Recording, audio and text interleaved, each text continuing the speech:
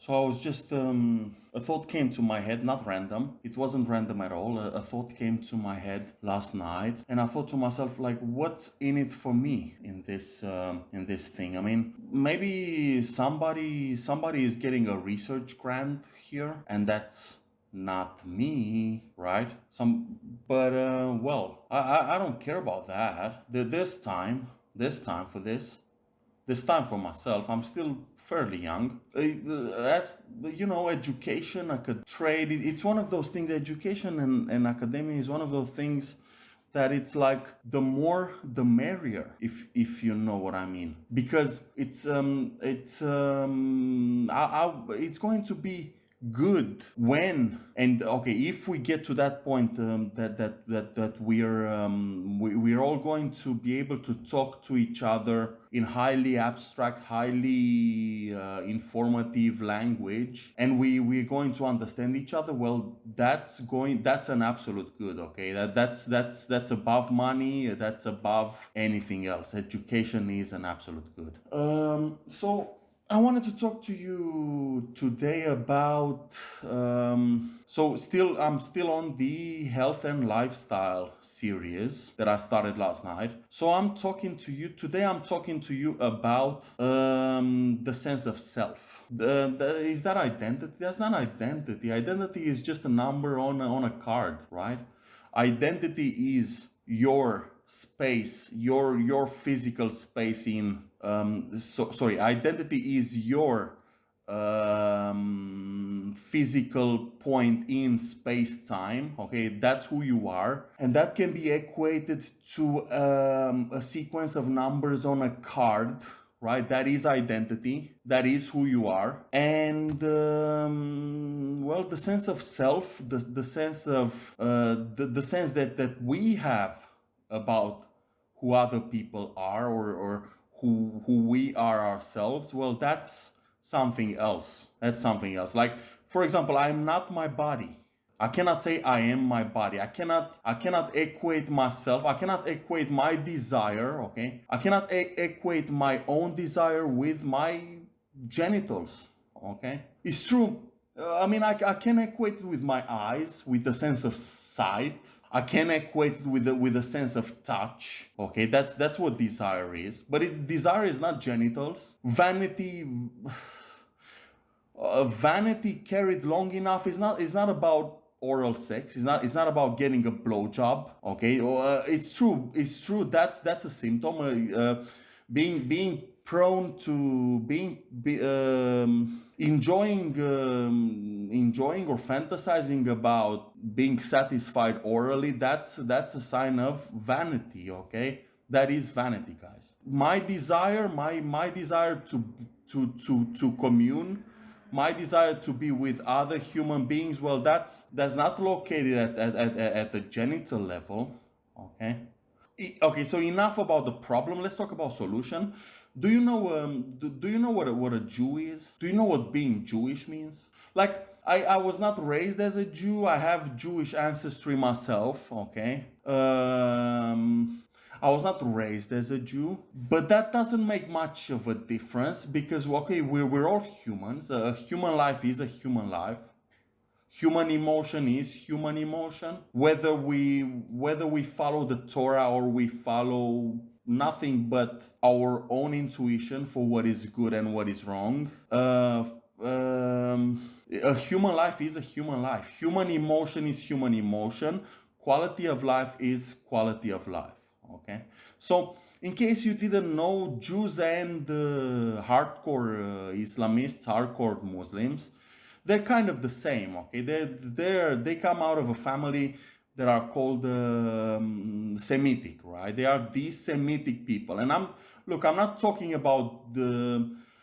Okay, so Jews in general, surprise, surprise, they are the aristocrats on this one, right? So Jews are the creme de la creme, okay? But there exists some There exist some people that are bad among them. There exist some people that are ignorant among them. There exist people that refuse knowledge among them. But in general, they're good people, and Muslims too. Okay, Islamists too. Surprise, surprise. Muhammad was a Jew. Prophet Muhammad was a Jew. Okay, and when I'm talking about the creme de la creme in Muslims, in Islamists, I'm talking about places like Lebanon, Jordan, okay, Saudi Arabia, of course. Well, that's classic, but Jordan is pretty good, okay, and in general, there exists good people and there exists excellent people among them everywhere, even among Palestinians, okay. Even among Palestinians, even in the United Arab Emirates, there exists good people and shitty people everywhere. Okay, now why am I talking Jews and Semitic people? Well, we're talking about the sense of self, the sense of identity. Okay, and I'll just give you a brief example. Okay, so how should I look? Two brief examples. How should I perceive myself? I should perceive as a person of divine nature, okay? I should think about myself as a person of divine nature. If I don't believe in divine nature, that's fine. I'm going to be judged by what I do, what I gather, and how I treat other people, okay? I'm going to be judged on how on karma. Okay, don't do harm to other people. Follow the law. Obey the law of the land. It's one of the Noahidic rules that were laid out in the covenant. Okay, God said to us, "You shall not do such and such," and I'm not going to send the flood again against you guys. That was the covenant. Okay, so treat other people well. Do mitzvahs, okay? I think it's in our nature. Okay, you don't need to believe in divine nature or in a higher power. You just feel good about yourself when you do mitzvahs, when you do things for others, okay? So suppose this is the main example that I wanted to give you. So suppose I am to engage with a young lady, okay? Or a lady my age, okay? I'm not to objectify that person. I'm not to think about that person as an object. That person has a history. That person came from somewhere, okay? That is too strong, okay? God sent her to me. That person is godly, okay? Yeah, that is true. I believe that is true. Again, that person has parents. That young lady has parents, okay? Parents that gave her life, that brought her up, gave her an education. I cannot treat a young lady I cannot treat her bad. That would mean to disrespect her parents. That's what it's all about. Yeah, that's I don't know too much about being Jewish or being a Muslim, but I know that much. That much is common sense, and it is sound. It is sound and complete. Okay, so what lies at the heart of the problem? That's the golden rule. Okay, treat others like you'd like to be treated yourself. Okay, it's more than that. Okay, so when I take a young lady in my house, we're married. Okay,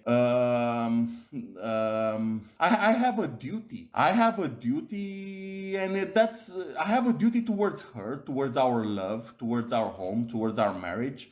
But I also have a duty towards her parents and her history and her, I just can't stress that enough. And yeah, I hope you get me right on this one. So that is about our sense of self. Okay, so just view it as you can view it as divine, if that helps. But that's a problem that begs the question philosophically, because, well, we don't quite understand what that divine, okay, open quote, divine, end quote, divine. We don't understand what that means, okay?